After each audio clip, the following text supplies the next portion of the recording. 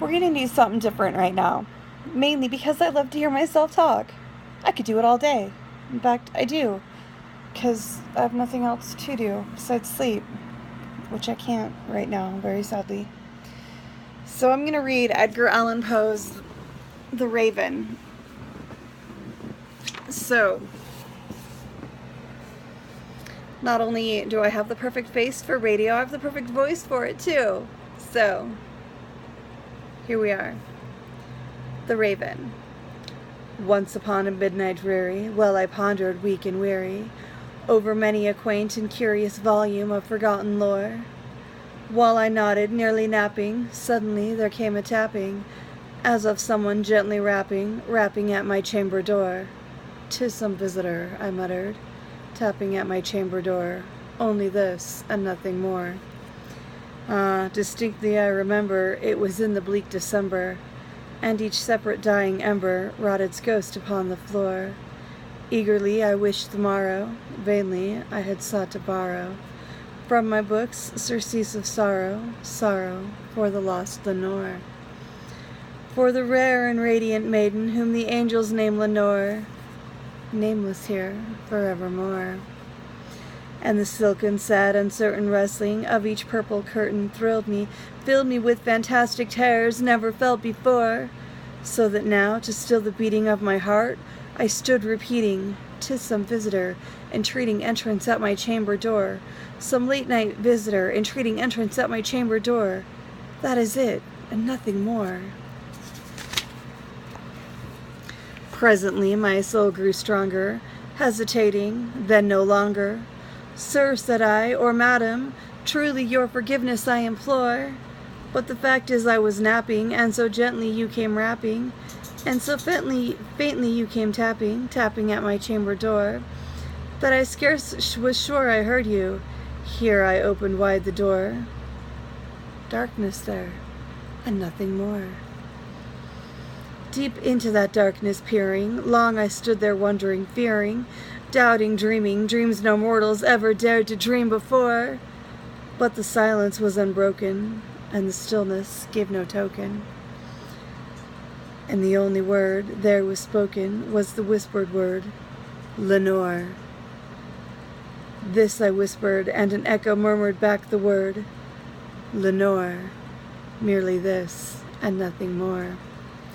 Back into the chamber turning, all my soul within me burning, soon again I heard a tapping, something louder than before. "Surely," said I, "surely that is something at my window lattice. Let me see then what thereat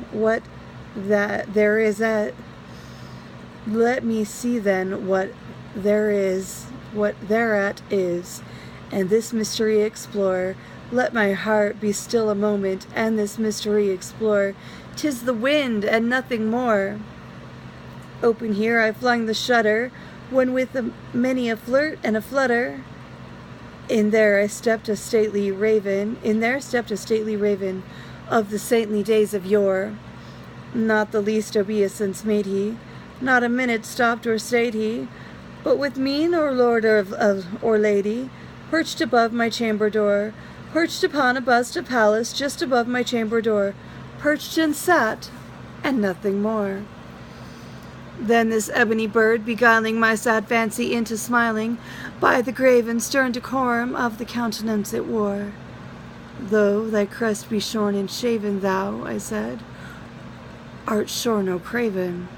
Ghastly grim, an ancient raven wandering from the nightly shore, tell me what thy lordly name is on the night's Plutonian shore." Quoth the raven, "Nevermore." Much I marveled, this ungainly fowl, to hear discourse so plainly, though its answer little meaning, little relevancy bore.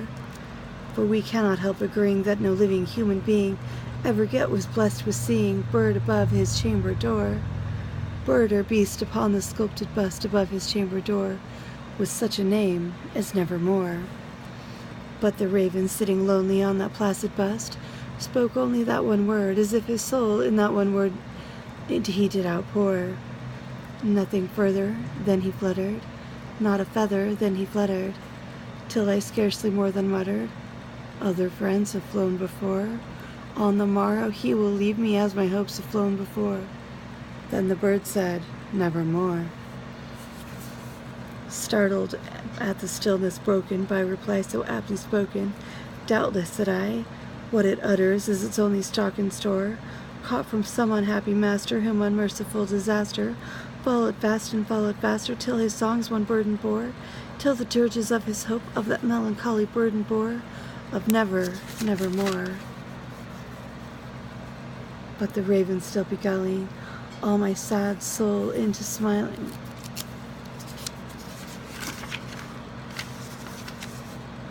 Straight I willed a cushioned seat in front of bird and bust and door. Then upon the velvet sinking, I betook myself to linking fancy unto fancy, thinking what this ominous bird of yore, what this grim, ungainly, ghastly, gaunt, and ominous bird of yore meant in croaking nevermore.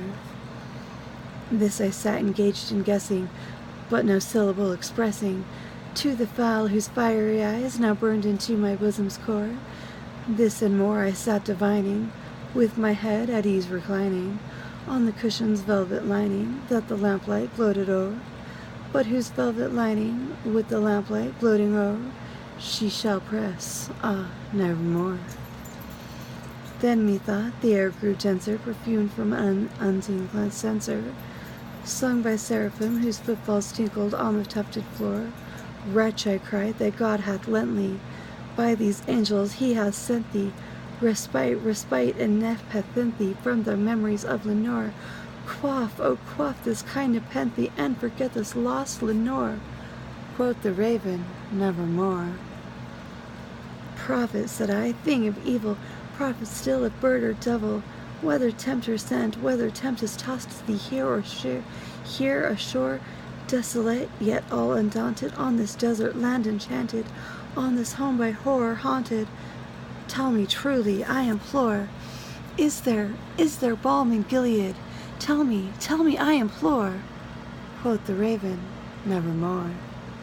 Prophet, said I, thing of evil, prophet still of bird of devil, by that heaven that bends above us, by that God we both adore, tell this soul with sorrow laden, if within the distant Aidenn it shall clasp a sainted maiden whom the angels name Lenore, clasp a rare and radiant maiden whom the angels name Lenore. Quoth the raven, nevermore. Be that word our sign of parting, bird or fiend, I shrieked, upstarting, get thee back into the tempest, and the night's plutonian ashore. Leave no black plume as a token of that lie thy soul hath spoken. Leave no black plume as a token of that lie thy soul hath spoken. Leave my loneliness unbroken, quit thy bust above my door, take thy beak from out my heart, and take thy form from off my door. Quoth the raven, nevermore. And the raven, never flitting, still is sitting, on the pallid bust of Pallas just above my chamber door, and his eyes have all the seeming of a demon's that is dreaming, and the lamplights o'er him streaming throws his shadow on the floor, and my soul from out the shadow lies floating on the floor, shall be lifted nevermore.